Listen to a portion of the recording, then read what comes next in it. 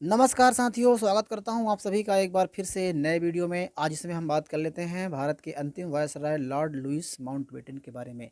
साथियों, जब भारत आज़ाद हुआ तो उस समय जो ब्रिटेन के प्रधानमंत्री थे क्लेमेंट इटली, इन्होंने भारत के जो अंतिम वायसराय थे, भारत को आज़ादी सौंपी जानी थी, भारत आज़ाद होने वाला था।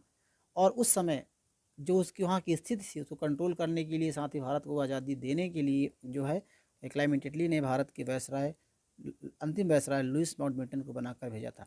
तो इनके बारे में देखेंगे क्या इनकी उपलब्धि रही है, क्यों उनको बना के भेजा गया। इसके बाद भारत को इन्होंने आज़ादी सौंपी, आज़ादी कमान सौंपी और पाकिस्तान का बंटवारा हुआ। तो साथ ही उससे पहले बात कर लेते हैं लुईस माउंटबेटन के बारे में। इनका जन्म है 25 जून 1900 को हुआ, तो विंडसर नामक जगह पर जो इंग्लैंड में है। और माउंटबेटन के जो पिता थे वो विटनबर्ग के राजकुमार थे। वहाँ पर विटनबर्ग जगह है जहाँ पर उनके वहाँ के राजकुमार थे। जो उनकी माता थी वो महारानी विक्टोरिया की पोती थी। साथ ही जब इनका जन्म हुआ उस समय महारानी विक्टोरिया गद्दी पर थी। और उसके बाद कुछ समय बाद वहाँ पर विश्व युद्ध होने की तैयारी में था, विश्व युद्ध होने की आशंका थी। और विश्व युद्ध के दौरान ही माउंटबेटन के जो पिता थे उन्होंने अपने परिवार का जो नाम है बेटर, पहले उनका नाम बेटनबर्ग था क्योंकि बेटनबर्ग के राजकुमार थे। तो बेटनबर्ग से उनका, जैसे इनका नाम पहले बेटनबर्ग था, लुई बेटनबर्ग। लेकिन प्रथम विश्व युद्ध के दौरान ही उन्होंने अपने जो परिवार का नाम बदल करके माउंटबेटन रख दिया था। इस तरह से जो उनका नाम है वो लुई माउंटबेटन पड़ा। तो इनकी जन्म की कहानी थी। अब बात करें कि इनके जन्म के बाद इनकी शिक्षा, तो इनकी जो शिक्षा हुई साथी वो ये बहुत बड़े राजघराने से थे। और इनकी जो शुरुआती शिक्षा ही है हुई वो घर पर ही हुई। और 1914 में उन्होंने डार्टमाउथ की रॉयल नेविल कॉलेज, नेविल जो नौसेना संबंधित एक कॉलेज थी, वहाँ पर इन्होंने एडमिशन लिया।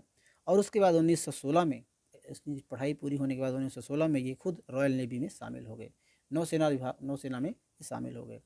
माउंटबेटन ने दूसरे विश्व युद्ध के दौरान एक फेमस उस समय की विध्वंसक नौसेना पोत थी जिसको एचएमएस केली की कमान उनको संभाली।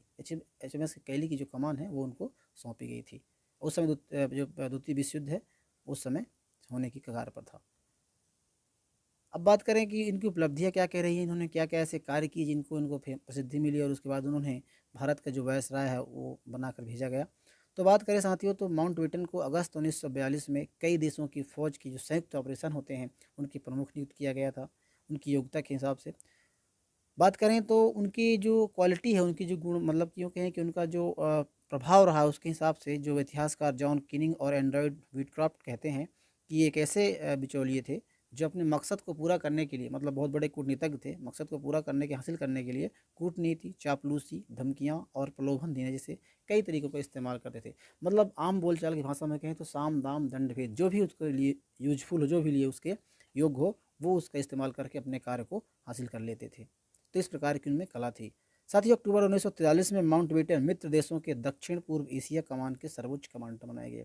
जब द्वितीय विश्व युद्ध की होने की आशंका थी 1945 के आसपास जब युद्ध हुई, उससे पहले 1943 में इनको दक्षिण पूर्व एशिया कमान, मतलब दक्षिण पूर्व एशिया में भारत भी आता था, भारत, श्रीलंका, चीन का कुछ हिस्सा और अफगानिस्तान, ये पूरे हिस्से आते थे। यहाँ के जो है सर्वोच्च कमांडर बनाए गए थे ये माउंटबेटन, तो इनको बनाया गया था। उसके बाद 1945 में माउंटबेटन ने एक बहुत बड़ा जैसे युद्ध हुआ, युद्ध होने के बाद माउंटबेटन ने सिंगापुर में जापान से दूसरे विश्व युद्ध में आत्मसमर्पण कराने में उपलब्धि हासिल की थी।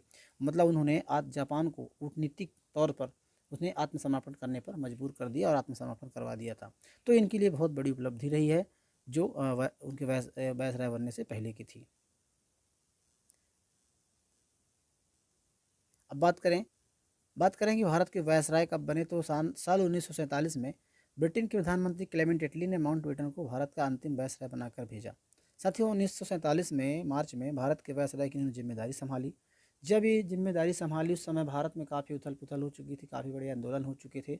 और भारत की, क्योंकि भारत में पहले से ही विविधता रही है, कई धर्मों के लोग यहाँ पर निवास करते रहे हैं और काफ़ी इन पे वो रहा है। लेकिन विविधता को देखते हुए उन पे दिमाग में एक जोर था कि यहाँ की जो आबादी थी इसको देखते हुए उसने दो गुटों को, क्योंकि भारत में उस समय दो ही गुट बहुत सक्षम थे, एक तो मोहम्मद अली जिन्ना की जो मुस्लिम लीग थी वो, और दूसरा जवाहरलाल नेहरू कांग्रेस थी, उसके नेताओं को, इन दोनों को साथ में लेकर के आज़ादी घोषणा करना ये इसके दिमाग में थी, ये ऐसा करने का उन्हें प्लान था। तो दोनों को साथ पाना एक बहुत बड़ी बात थी।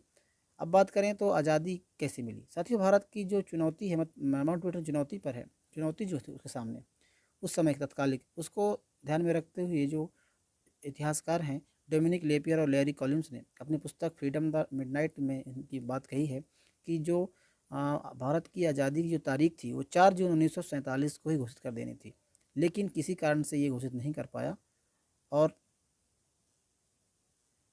तो वो घोषित नहीं कर पाया था। साथ ही उसका जो अनुमान था, लॉर्ड माउंटबेटन का जो अनुमान था कि वो जब घोषित करेगा तो भारत एक भारत होगा, संयुक्त भारत होगा और आज़ाद भारत की उम्मीद की थी, लेकिन वैसा नहीं हो सका।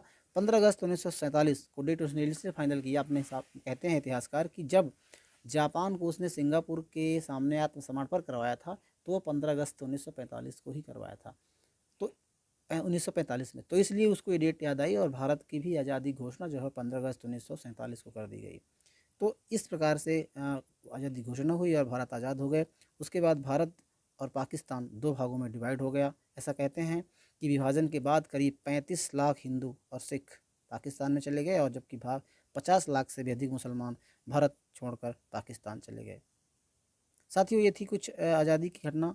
उसके बाद बात करें तो लॉर्ड माउंटबेटन उसके बाद 1948 तक भारत में गवर्नर जनरल के पद पर रहे और उन्हें जिम्मेदारी निभाई। उसके बाद राजगोपालाचारी जी को संभाला, जिम्मेदारी संभाला राजगोपालाचारी जी ने।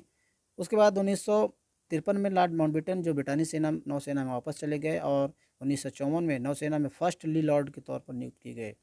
इस पद पर उसके पिताजी पहले तैनात थे और उसके बाद 1559 में, माफ़ कीजिए 1959 में लॉर्ड माउंटबेटन डिफेंस स्टाफ के प्रमुख बनाए गए।